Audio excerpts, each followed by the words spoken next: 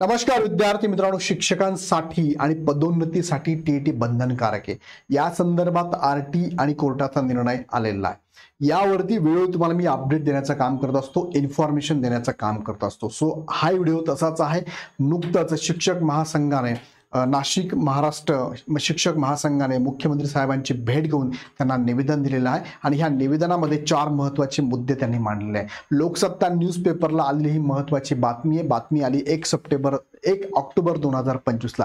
थोडक्यात आढावा घेऊया बातमीचा की शिक्षक महासंघाची मुख्यमंत्र्यांना भेट झाली, निवेदनातले महत्त्वाचे 4 मुद्दे कोणते ते सांगण्या अगोदर मी तुम्हाला सांगू इच्छितो की कोर्टामध्ये पुनर्याचिका पण पडणार आहे, पडेलही, महाराष्ट्र सरकारकडून पडणार आहे, इतर राज्यातून पण पडणार आहे। कोर्टाने सुप्रीम कोर्टाने सर्वोच्च न्यायालयाने निर्णय दिलेला आहे की टीईटी बंधनकारक आहे, तरी पण याच्यावरती पुनर्विचार व्हावा यासाठी याचिका पडतील। याचिकेचे रिझल्ट जे काय यस येईल नो येईल म्हणजे टीईटी बंधनकारक होईल अथवा नाही होणार, त्याच्यात काही शिथिलता येईल अथवा होईल अथवा नाही होणार, पण तुम्ही साइड बाय साइड अभ्यास मात्र चालू ठेवा। पर्सनल अभ्यास करा, सेल्फ स्टडी करा आणि मदत लागली तर इग्नाइट अकॅडमीचे कोर्सेस सुद्धा तुम्हाला अवेलेबल आहे। फ्रेशर विद्यार्थ्यांना द्रोणा बॅच, शिक्षकांना आपल्याला आचार्य 1.0 बॅच, सीटीटी आणि टीटीचे बॅच पण अवेलेबल आहे। टीटी सीटीटी जरी क्वालिफाईड असाल तरी चालणार आहे, टीटीची गरज तुम्हाला पडणार नाहीये। चला मुख्य मुद्द्याकडे घेऊन जातो। लोकसत्ता न्यूजपेपरने 3 ऑक्टोबरला, मी 1 ऑक्टोबर बोललो पण 3 ऑक्टोबर म्हणजे आजच्याच डेटला ही दिलेली महत्त्वाची न्यूज आहे। टीईटी परीक्षा सक्तीचा निर्णय मुख्यमंत्री देवेंद्र फडणवीस रद्द करणार का असं या निवेदनात म्हटलेलं आहे। यामध्ये सर्व शिक्षकांना तर महाराष्ट्र सरकार हा एकमेव आधार वाटत आहे, कारण महाराष्ट्र सरकारकडनं पुनर्विचार याचिका पडली पाहिजे यासाठी सगळे शिक्षक संघटना आणि आमदार सुद्धा याच्यावरती काम करत आहे। या संदर्भात महाराष्ट्र राज्य कनिष्ठ महाविद्यालयीन शिक्षक महासंघाने मुख्यमंत्री देवेंद्र फडणवीस यांच्यापुढे निवेदनाद्वारे सर्व परिस्थिती मांडलेली आहे। आता ही परिस्थिती नेमकी काय मांडली थोडक्यात तुम्हाला मी सांगतो। बघा हेच त्यांनी न्यूज मध्ये सांगितलेलं आहे। त्यातला पहिला मुद्दा त्यांनी सांगितला आहे की टीईटीची सक्ती दिनांक 20 ऑगस्ट 2013 नंतर नियुक्त झालेल्या शिक्षकांसाठीच आदेशित करण्यात आली होती।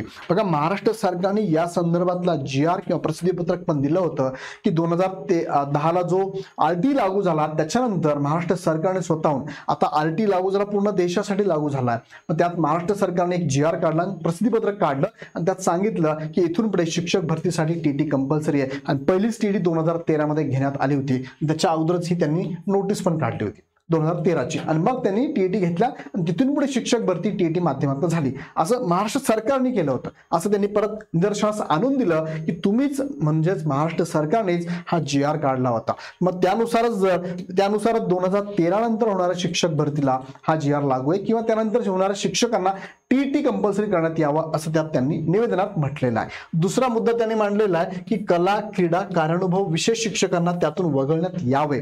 यातून वगळण्यात यावे म्हणजे काय, ह्या टीईटी मधून वगळण्यात यावे, त्याला कंपल्सरी करू नये, म्हणजे तिथून पुढे सुद्धा जे शिक्षक भरती झाले असेल त्यामध्ये सुद्धा या शिक्षकांना, ज्यांना आपण विशेष शिक्षक म्हणतो, त्यांना टीईटी कंपल्सरी करण्यात येऊ नये। तिसरा मुद्दा, कालबद्ध पदोन्नतीसाठी टीईटीची अट रद्द करण्यात यावे, म्हणजे वयानुसार, सेवेनुसार तुमचे जसं प्रमोशन होतं की तुम्ही सर्व्हिस किती वर्ष केली त्यानुसार प्रमोशन होतं, केंद्र प्रमुख या पदावर होत असेल किंवा विस्तार अधिकारी या पदावर होत असेल, सो ही जी प्रमोशनची ऍक्टिव्हिटी यामध्ये सुद्धा टीईटी बंधनकारक करण्यात येऊ नये असं त्यांनी म्हटलेलं आहे निवेदनामध्ये। चौथा मुद्दा, सेवेत कायम असलेल्या शिक्षकांचे वय, त्यांच्यावर असलेली प्रशासनाची आणि शैक्षणिक कार्याची जबाबदारी, ताण, त्यातच टीईटीची पडलेली भर अन्यायकारक आहे, त्यामुळे राज्यातील सर्व शिक्षकांमध्ये अस्वस्थता आणि भीतीचे वातावरण निर्माण झाले आहे।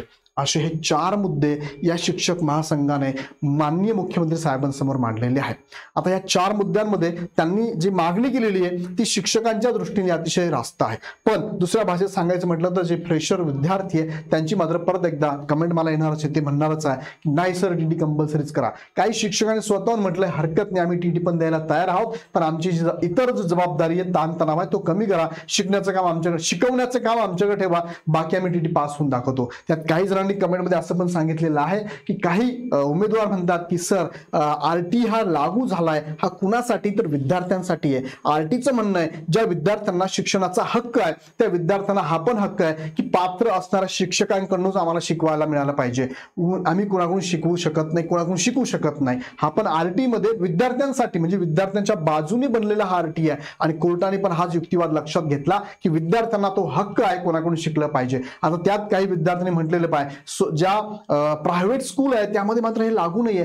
प्रायव्हेट स्कूलमध्ये मोठ्या मोठ्या स्कूल आहे, इन्फ्रास्ट्रक्चर फार मोठं आहे, तिथे शिकवणारे शिक्षक कसे आहेत मग तिथे मात्र हे कंपल्सरी का नाहीये. तिथे 8, 10, 15 हजार शिकवणारे पण काही शिक्षक आहेत. आता हा मुद्दा मी जास्त पुढे घेऊन जात नाही, पण एक मात्र मुद्दा खरंच पुढे येतो की या शिक्षकांना जर आरटीने हक्क दिलाय, विद्यार्थ्यांना जर हक्क दिलाय, तर विद्यार्थ्यांच्या हक्कानुसार माननीय कोर्टाने सुद्धा हा निर्णय दिलाय. आरटी पण तेच म्हणतो. सो तुम्हाला काय वाटतंय, शिक्षक म्हणून तुम्हाला काय वाटतंय, विद्यार्थी म्हणून तुम्हाला काय वाटतंय, भावी शिक्षक म्हणून तुम्हाला वाटतंय, पालक म्हणून आणि विद्यार्थी म्हणून तुम्हाला काय वाटतंय, नक्की मला कमेंटमध्ये कळवा. मी फक्त तुमच्यापर्यंत इन्फॉर्मेशन पोहोचवली आहे. सध्या महाराष्ट्रामध्ये टीईटी बंधनकारक झाली शिक्षकांसाठी, त्यावरती काय अपडेट आहे, त्यावरती काय शिक्षक संघटनेचं म्हणणं काय, शासनाचं म्हणणं काय, शिक्षण विभागाचं म्हणणं काय, हे तुमच्यापर्यंत पोहोचत असतो. पण तरी पण मी तुम्हाला सांगू इच्छितो की याबद्दल बघा, आपले जे महासंघाचे अध्यक्ष आहे प्राचार्य डॉक्टर संजय शिंदे, सरचिटणीस प्राचार्य लक्ष्मण रोडे, कार्याध्यक्ष प्राचार्य डॉक्टर अविनाश बोर्डे यांच्यासह महासंघाचे इतर सदस्यांनी ही सगळी मागणी मुख्यमंत्र्यांकडे केलेली आहे.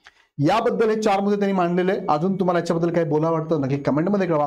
हे डिस्कशन करतोय आपण, नक्कीच यावरती आपण तोडगा काढायला पाहिजे, सरकारने सुद्धा काढला पाहिजे, शिक्षण विभागाने काढला पाहिजे आणि शिक्षक म्हणून शिक्षक महासंघाने, शिक्षक संघटनांनी आणि भावी उमेदवारांनी सुद्धा याच्यावरती निष्कर्ष आपलं मत मांडलं पाहिजे आणि काहीतरी चर्चा केली पाहिजे. सो यावर तुम्हाला काय वाटतं, तुमचं मत काय मला कमेंटमध्ये नक्की कळवा. पण मी काही शिक्षकांना सांगू इच्छितो की यापूर्वी सुद्धा बऱ्याचशा शिक्षकांनी टीईटी क्वालिफाईड झालेले आहेत, सीटी पण त्यांनी देऊन बसलेले आहेत. काही शिक्षक अजूनही टीईटी सीटी क्वालिफाईड नाहीत.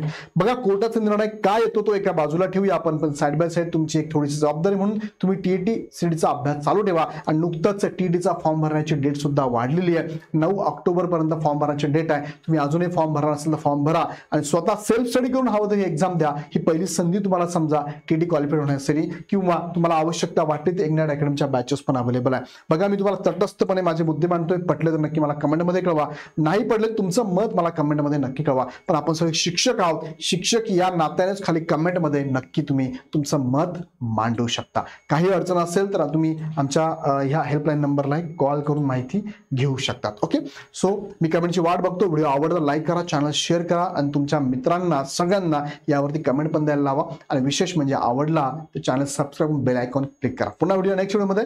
खूप खूप धन्यवाद.